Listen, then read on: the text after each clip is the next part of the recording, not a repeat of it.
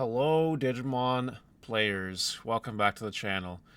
I thought I wasn't going to be making a video for Sunday morning. I thought I was going to just let you guys have your long weekend, your long Thanksgiving weekend. And by the way, hope that's going well. But if I was an American citizen and I was thinking about being thankful for Digimon for my Thanksgiving, well, I wouldn't be thinking that. I'm going to be real with you. It looks like Bandai is really fumbling our 2024 to 2025 Digimon North American Nationals really hard. That is my subjective opinion based on some objective facts that we've gotten so far. Now, I want to go main screen for a second, okay? Big Mario screen. My hair, holy moly. Having a bad hair day. Look, I know that there are some people in my audience here that will love Digimon no matter what Bandai does until the day it dies. Good for you. However, I am not that guy. You know what? I'm a very vocal person when it comes to my opinions, I guess is the best word to use, on what Bandai is doing in the Digimon trading card game. A lot of people associate me with kind of just taking a dump on Bandai whenever I can. And it's not really about that. I'm just telling things as it is. I give Bandai the credit where credit is due. It just so happens that most of the time, it's not great. So it sounds overly negative on this channel, and that's okay. But man, this sucks. What the stuff I'm going to talk to you about today just really, really sucks. And I'm going to explain to you why it sucks. And you guys can either agree with me or disagree with me. And let me know in the comments what side of the fence you're on. We're going to be covering the prizing first, then the people actually playing, like the numbers of who's playing versus cap, and then we're going to talk about the side events. I got 3 separate things planned for this video because Bandai dropped all of them on us recently, and I think all these are important because it's the whole friggin' event. It's the whole shebang, right? So let me know what side of the fence you're on, and like, comment, subscribe, and all that fun stuff. All right? So let's go ahead and start with the prizing. I'm just going to say it. This mat sucks. This is a champion mat. Forget it. It's worthless. It's awful. Like, toilet paper would be worth more valuable than this. Not only does it look so minimalist effort, like it looks like a bad Photoshop job, like they actually put one of 2024's most hated Digimon TCG cards on the mat. Like, how out of touch is Bandai for real? Like, it's absolutely insane. Anyway, this is no good. This mat's actually not so bad for top 3. Again, it's the same thing, but at least the background looks a lot better, and it looks like they actually gave a fuck about this playmat. This should be the champion playmat, honestly. This one isn't that bad. It's a little hectic, but you know what? It's cool. They try to do something different with this mat, and it looks pretty decent. It looks good. The problem, and it's revealed down here, is that they used the premium Bandai bundle mat. Like, what are they doing? They could have done this and with different Digimon and changed the art around because it's a really cool concept, but they basically copy and pasted themselves. They copy and pasted themselves. They just put a stamp on it, which is really like the stamp, which is really sad. So lazy. This mat is not bad. I don't mind this mat. This mat sucks. This just looks terrible. Yeah, they copy and pasted some arts from the old Musketeer cards that nobody cares about anymore, and they put some tacky background in the background. Like, it's just so fucking awful. Like, it's terrible. The All Force Vidramon line, like, isn't for me personally, but I understand why some people would love it, and I'm not gonna rag on Bandai for this. I think this is fine. Like, 16th place, 3rd place, 2nd place, 1st place. I think it's fine. I think it's not a bad choice. But these mats, man, oh my god. Like, the prizing just sucks so much. Alright, so this is based on what we know so far. They could have done a lot better job than these mats. Like, this just sucks. This is fine. This just sucks and is purely just laziness. Actually, all the ones that suck are laziness for different reasons. This one I think is the best one. This just blows for a champion playmat. It's sinful, really. And like this is, I don't even know what this is. I don't get it. But okay, whatever. It's a card. Fine. All right, I made my point about the pricing. I think there's a lot to be desired here, and I think Bandai really fumbled the bag when it came to this. Now, let's talk about this.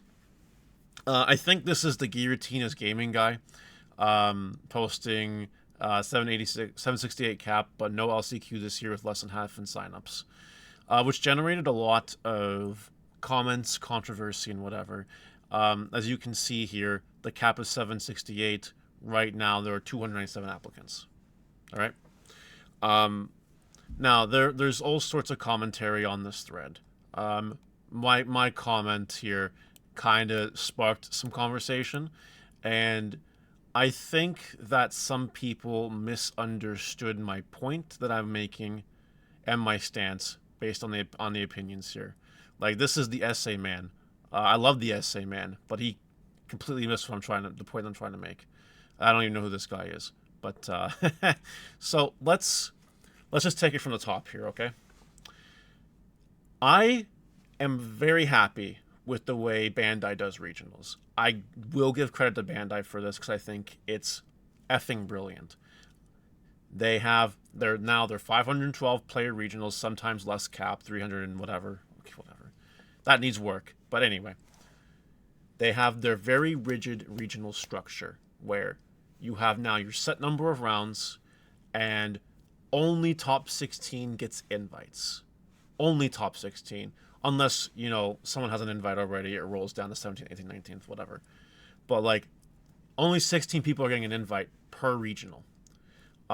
It's not like Yu-Gi-Oh! Where, like, say you had a 512-man Yu-Gi-Oh! Regional, I think, like, what, top 48 or top 64 would get an invite to Nationals for that. I think. Someone could fact-check me, but back from my Yu-Gi-Oh! Days, like, a top 32 for a regional invite, for Nationals from a regional, was common, and like events weren't 500 people in Canada, so like that seems to track. I believe I'm correct on that. I'm a big fan of the top 16 and the 9 rounds straight, and I'm a fan of best of 3 because, you know, yeah, Bandai gameplay, Digimon gameplay is shit. I know, I hate it. It's really bad now. Whatever, but still tests the most skillful people in a vacuum. It does. The most skillful people can still draw shit and lose, and that's it. That's fine. That's the game. It sucks, but we got to deal with the cards we're dealt. Haha, card pun. But, you know, it's a nice, rigid, competitive structure. Like, it's great. You know, if you can't make top 16 at a regionals, and you're playing in a 380-person event or 512-person event, and you do it all season, you just can't make it, well, you suck. Get better. That sounds really blunt, but it's the truth. It is how it is. And Bandai also, as you know, reintroduced the store regionals or whatever this year. And I think those are cool too. Those are a secondary option. If you can't do the regionals or the regionals aren't working out for you, yeah, no problem. No problem. Go play in one of those, and maybe you'll do well enough to get an invite for that. That's fine. The problem is that I don't think, and someone can fact check me if I'm wrong. If I'm wrong, please put it in the comments. We haven't had enough events in North America to fill 768 people. Period. I think they put a cap there that was just some arbitrary number, but doesn't actually reflect the amount of invites available. Like, the amount of people that could participate based on an invite-based system. Like, and it just looks embarrassing. It looks like garbage. It looks like nobody gives a fuck. But that's not really what it is. Bandai just really needs to do more events. Like, when this guy called me out saying, this is what I asked for. This is what I asked for. Invite-only events are smaller inherently. I'm aware. You don't have to tell me that. I know. The point is there has to be more events. There has to be more events. There's no reason why there can't be a Digimon regional every weekend. There's no reason. Except just laziness or Bandai not willing to pay the money to have more TOs to do more regionals. Or, it's either in Bandai's ballpark or it's in the store's ballpark. Whatever. Different conversation for a different day. We talked about it a million times on this channel. There just has to be more events. There has to be. Like, that's the problem with this. That's the problem. Now, on the specific note of LCQs, Bandai has not announced if there will be LCQs at this Nationals in January, first week of January. There should be. From a pure business perspective, if nothing else, having the opportunity for LCQs brings in more people who are going to spend more money on entry fees, which will increase your profit for the whole weekend. Not only that, but it also gives vendors the ability to make more money potentially because more people will be coming in. Because of these LCQs, more people will be buying cards. So, like, from a business standpoint, there's absolutely no reason why there shouldn't be LCQs. Why they're not doing LCQs, I have no idea. They're probably not going to, but, you know, if they do, that's great. That's a good thing. So I think this just looks really bad. The TLDR is Bandai is doing the invite thing correctly. This is the way it should be. They just need more events, so it doesn't look embarrassing when you're just pointing out like this. And lastly, I want to talk about the side events. Notice for BCG Fest 24-25 in Orlando. Don't forget side events are open to both competitors and spectators and will require application in advance. Application period being November 29th, 11 a.m. to January 2nd. Competing in the main event tournament? We realize it's hard to judge the time you'll have, so some side events will have lottery application available on the day for you. Lottery application. I haven't really talked about this much on the channel. I think I mentioned it like once or twice ever in the history of this channel. Lottery application is fucking nonsense. So let me just tell you how it is. Let's say you go to Nationals, right? And you go, you know, O2 drop. But you want to play more Digimon. Well, maybe you can't because it's lottery application. Like, what the fuck are they thinking with that? They should just have side events. They should just fill more side events and do more side events so that the people who don't go O2 drop or, you know, round 4 drop, round 5 drop, round 6 drop, whatever, they're not just touching themselves in the main lobby, like, thinking, oh, wow, what a wasted trip. Like, no. It should not be lottery application. That's BS. Like, they should just do more events so everyone has a chance to do a side event. So everyone can do a 3v3 if they want to do it. Or a regional championship side event. Or whatever, you know? God, they're so out of touch with the players. It's crazy. Like, it's insane. It's just dumb. Really? Am I misunderstanding something here? Am I being too harsh? Someone will think I'm being too harsh. Anyway, look. In summary, this all sucks. This sucks. This sucks. And this prizing, for the most part, sucks. A few bangers in there, but it does suck. Look, it's a joke. You know, I've been waiting. I'm one of the people that haven't signed up for Nationals yet. You know, it could have been 298 people at the time of the screenshot, but I've chosen not to sign up yet because I was waiting to see all this stuff and all this stuff, right? I've been waiting patiently. And I'll be real with you. I didn't go to last year's Nationals because of the Lord of the Rings Two Towers orchestral concert in Toronto the same weekend. Like, I had a choice to spend $100 that weekend or fly down to California and play a Digimon event. In both instances, I would have hung out with friends. You know, I picked the easiest option. I threw the rest of the money that I would have spent on Digimon Nationals last year in the stock market, and it's doing quite well for me. You know, this year is something similar, right? It's either I was going to go to Florida to participate in a hobby and hang out with people I know, or it was going to be go northern Canada a little bit to go participate in a hobby and hang out with people I know. Like, I'm picking one or the other, right? I obviously can't do both. And I was waiting for this to see if it would incentivize me enough to go. Would it be worth my time? It's not. I'm sorry, but it doesn't justify the price to go there.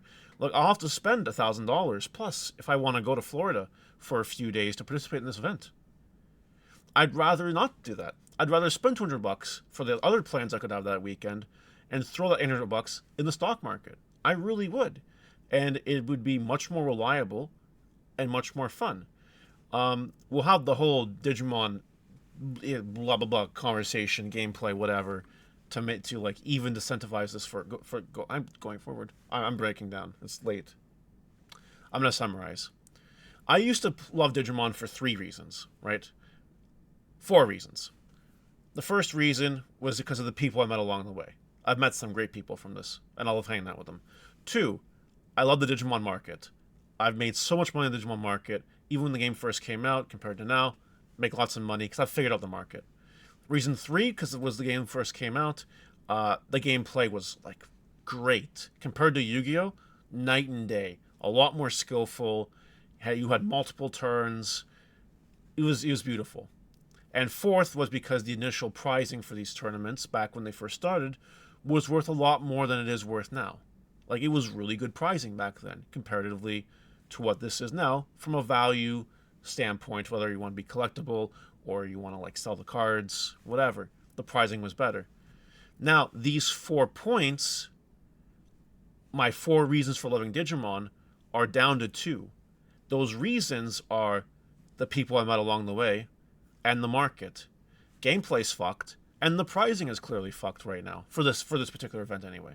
I do appreciate the strides that Bandai's made this year.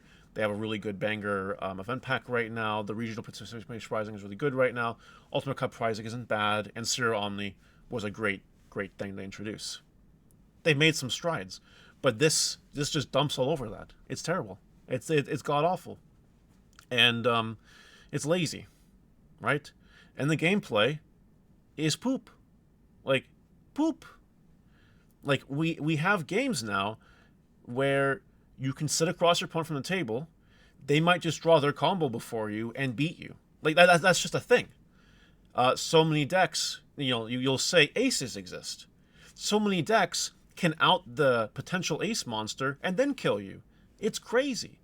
Or you might just not draw your cards and lose, and there's that. And while I did say earlier that's still the better players will be more consistent with it, that's true. But you never know when it's going to tilt the opposite way and you just have a bad day. Is it worth my time to go to Florida to maybe have a bad day and then not get any prizing I want and maybe not participate in a side event because it's lottery based? Give me a fucking break. That's shameful. So, I still love Digimon, but this Nationals, it looks like it's going to be terrible. It looks like it's going to be the worst one yet. The only good thing about it, in my opinion, is that they're keeping the invite only. But even that looks pitiful because of the lack of events this year. It looks awful. So there's my video on the whole Digimon 2025-2024 national situation. As more information gets released and whatever, I'll continue to update the situation.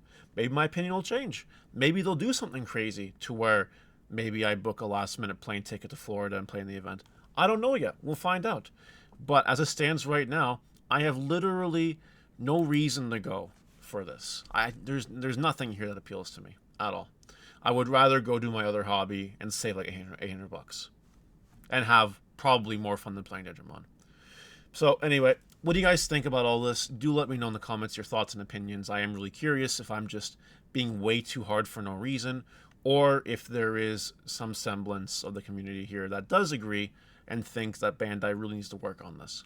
Let me know your opinions. I'll see you later. Bye!